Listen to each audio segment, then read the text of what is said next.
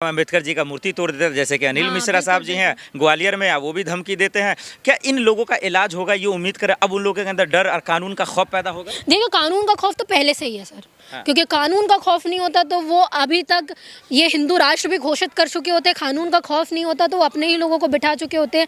BR Gavai जी बनते नहीं CGI, है ना। और जैसे ग्वालियर में हुआ मूर्ति का, वो मूर्ति राम की लगा देते हैं जैसे उन्होंने बोला था, पर मजबूरी है क्योंकि संविधान है। और अनिल मिश्रा ने उनको गंदा भी कहा। हाँ, और हाँ, शर्मनाक बात देखिए क्या है ना, आप पूरी तरीके से सब कुछ नहीं कर सकते क्योंकि इनडायरेक्टली आप सपोर्ट तो दिखा रहे हो क्योंकि अनिल मिश्रा इतना कुछ बोल रहे हैं और BR अम्बेडकर जी तो निर्माता है भारत के संविधान के। आप सुनिए, लोग बहुत उम्मीद लगा के बैठे हैं कि जैसे EVM जैसा मसला है, वोट चोरी का मामला है, चुनाव आयोग पर हो सकता है कि CGI सूर्यकांत जी फैसला ले सकते हैं। मैं तो वही तो मैं बोल रही हूँ, जब सूर्यकांत जी इतने ही अच्छे थे, इतने ही अच्छे हैं, मैं तो ये बोल रही हूँ, मैं तो उम्मीद कर रही हूँ हो सकता है आगे जाके कर लें वो।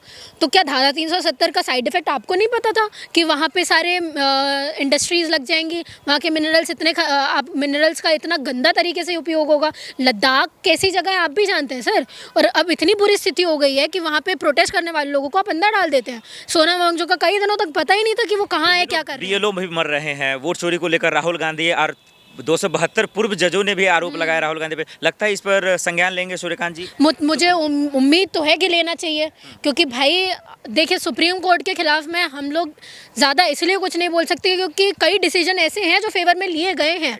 तो हम लोगों को ऐसा लगता है कि डेमोक्रेसी का बचाए रखना, न्यायपालिका ने जो चीज़ें की हैं वो कहीं ना कहीं बची हुई हैं, है ना। पर क्या हम लोग इन सब चीज़ों के चलते जो अगेंस्ट में चीज़ें हुई हैं उसको भूल जाएं? ये चीज़ नहीं हो सकती। और जैसे आपने कहा कि BLO ने आत्महत्याएं की हैं क्योंकि उनके ऊपर इतना प्रेशर है ना, पार्लियामेंट के थ्रू, है ना, मिनिस्टर्स के थ्रू इतना प्रेशर है कि आपको करना है करना है करना है। और वो 272 लोग, उनमें भी कई लोग जज निकले हैं।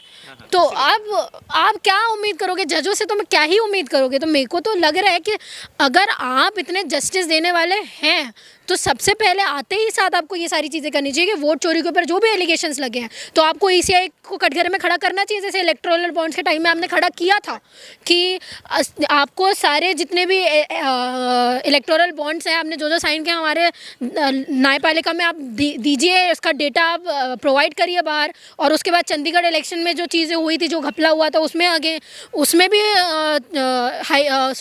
सुप्रीम कोर्ट की तरफ से बहुत अच्छा फैसला आया था।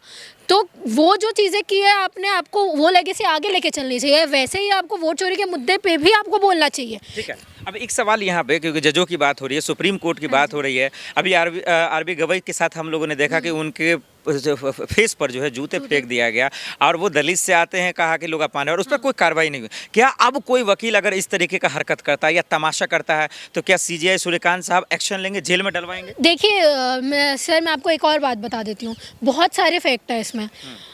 क्या गवई जी का एक्शन ना लेना ये किस चीज़ के ऊपर इंडिकेट करता है कि क्या वो CGI होने के बावजूद अपने लिए स्टैंड नहीं कर सकते? क्योंकि मुझे लगता है कि आप ऐसी पोजीशन में बैठे हैं जो इक्विवेलेंट है PM की पोस्ट के, है ना। CGI होना, मानवता दिखाया हाँ, तो क्या आपकी उस वक्त मानवता दिखाना ज़रूरी था? मैं वही पूछ रही हूँ, क्योंकि आप ऐसी कम्युनिटी से बिलोंग करते हैं जो ऑलरेडी डिप्रेस रही है सालों साल, और ऊपर से सिर्फ दलित कम्युनिटी से बिलोंग नहीं करते, आप बुद्धिस्ट भी हैं जो माइनॉरिटी कम्युनिटी भी है एक।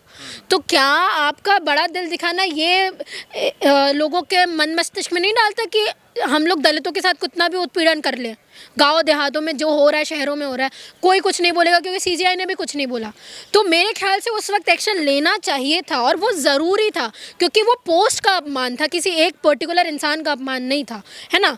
तो ये सारी चीज़ें, और BR गवई जी के ऊपर जूता फेंकना अपने आप में ये चीज़ दर्शाता है कि लोगों का मन मस्तिष्क कैसा है, कि वहाँ पे भी आप डिस्क्रिमिनेशन कर रहे हो। और मैंने पहले भी ये चीज़ बोली थी, क्या उनकी जगह में DY चंद्रचूड़ जी होते और उनके ऊपर ये चीज़ होती तो पुलिस वाले तुरंत एक्शन लेते। सर कुछ भी बोलता CGI, कोई भी होता, अगर DY चंद्रचूड़ जी भी ये चीज़ बोलते कि कोई ज़रूरत नहीं एक्शन लेने की, पर पुलिस कार्रवाई करती क्योंकि उनके ऊपर प्रेशर है कि CGI के ऊपर जूता पड़ा है। पर यहाँ पे पुलिस उसको जूता देती है, उसको 3 वक्त का खाना खिलाती है, उसको घर छोड़ के आती है। एक आखिरी सवाल ले लेता हूँ कि अब ये उम्मीद करेंगे वकीलों का जो हौसला बढ़ रहा है, कभी भीमराव पर आप उनके अगेंस्ट में कोई कार्रवाई नहीं कर रहे हो, तो ये तो अपने आप में दर्शाता है कि आप फेवर कर रहे हो।